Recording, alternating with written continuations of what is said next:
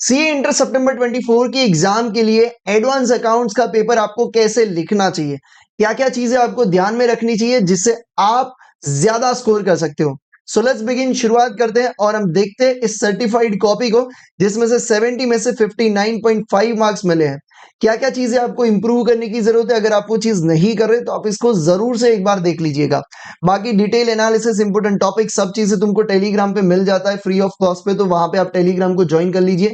Link आपको comment description box में मिल जाएगी। सबसे पहली बात तो ये आपको पता होगा कि आप कोई भी क्वेश्चन से शुरुआत करते हैं उसका कोई भी दिक्कत नहीं है, बट आप नया क्वेश्चन नए पेज से शुरुआत करिएगा, ये आपको पता ही है।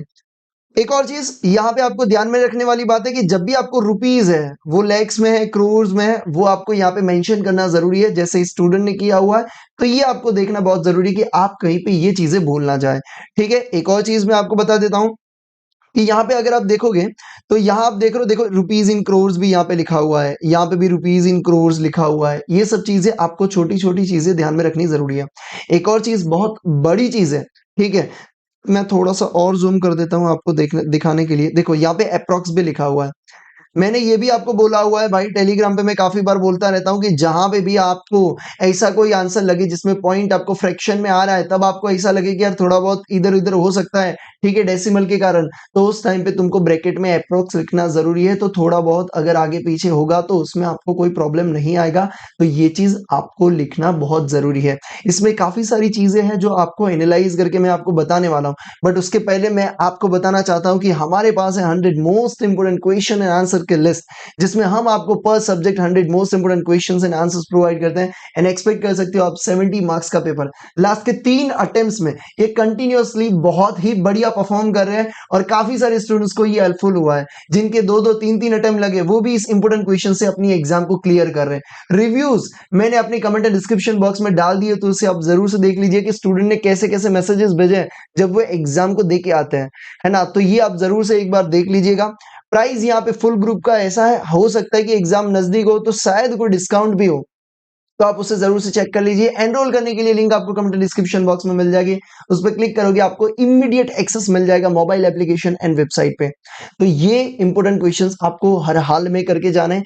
ऐसा नहीं होना चाहिए कि भैया जब आपका एग्जाम खत्म हो और मैं रिव्यूज भेज रहा हूँ आपको लगे कि यार लिंक सामने था, काश क्लिक कर लिया होता और एनरोल कर लिया होता, तो बाकी स्टूडेंट जो 60-70% का मैच बोल रहे हैं, तो वो हमको भी क्वेश्चंस पहले से हमने पढ़ लिए होते हैं।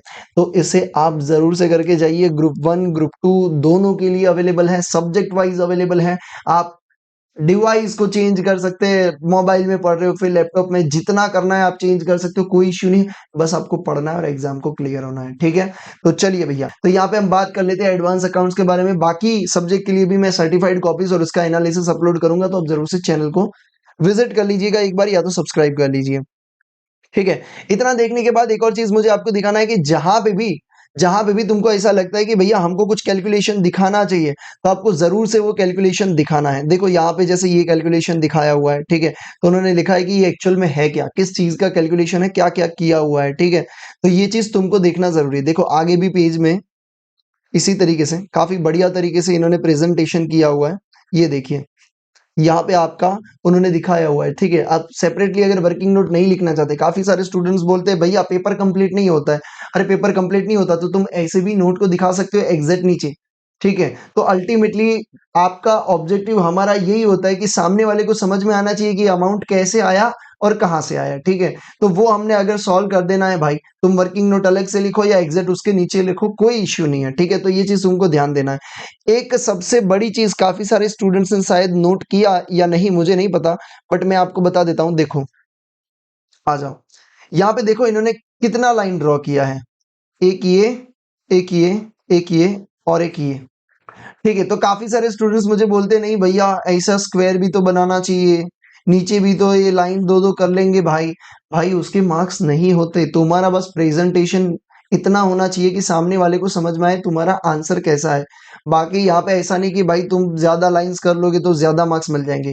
तो जिनका भी पेपर छूटता है देख लो भाई, देखो भाई ये आप प्रेजेंटेशन देख सकते हो कि साइड में लाइन करने की ऐसा कोई रिक्वायरमेंट नहीं है, ठीक है। सिंपल सा प्रेजेंटेशन, सामने वाले को नीट एंड क्लीन दिखना चाहिए कि क्या चीज तुम कैसे लेके आ रहे हो, ठीक है। जैसे कि यहाँ पे ये कैलकुलेशन हो रहा है, यहाँ पे ये कैलकुलेशन, ठीक है। तो ये आप जरूर से देख सकते हो। अब कई लोग बोलेंगे भैया ये सर्टिफाइड कॉपी चाहिए, तो आपको टेलीग्राम पे मैं अपलोड कर दिया हूँ, ठीक है। फिर से मैं एक बार लिंक इसके नीचे डाल दूंगा, तो वहां से आप तुम डाउनलोड कर लेना, इसको देख लेना एक बार, ठीक है भाई।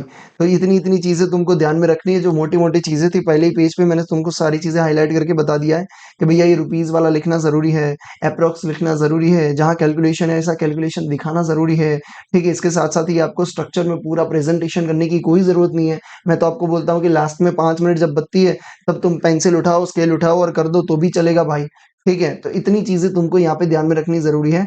अगर तुम्हारी कहीं पे भी गलती भी होती है, तो देखो जेखे जैसे इन्होंने किया है ना, ठीक है, थोड़ा-सा मतलब हल्का-सा कि दिखे भी नहीं कि प्रेज़ेंटेशन खराब हुआ है। इस तरीके से तुम दिखा के आगे बढ़ सकते हो, ठीक है भाऊ?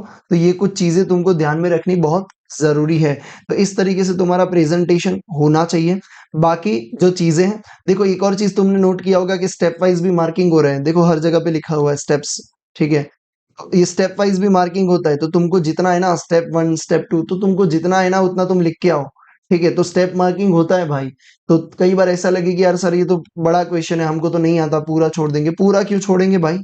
ठीक है? तो तुम्हारा स्टेप वाइज़ मार्किंग होता है, तो वो ज़रूर से करके आइए। तो इतनी चीज़ें तुम्हें एडवांस अकाउंट्स के लिए ध्यान में रखनी है। बाकी पेपर में भी एनालिसिस करके मैं आपके साथ शेयर करूँगा।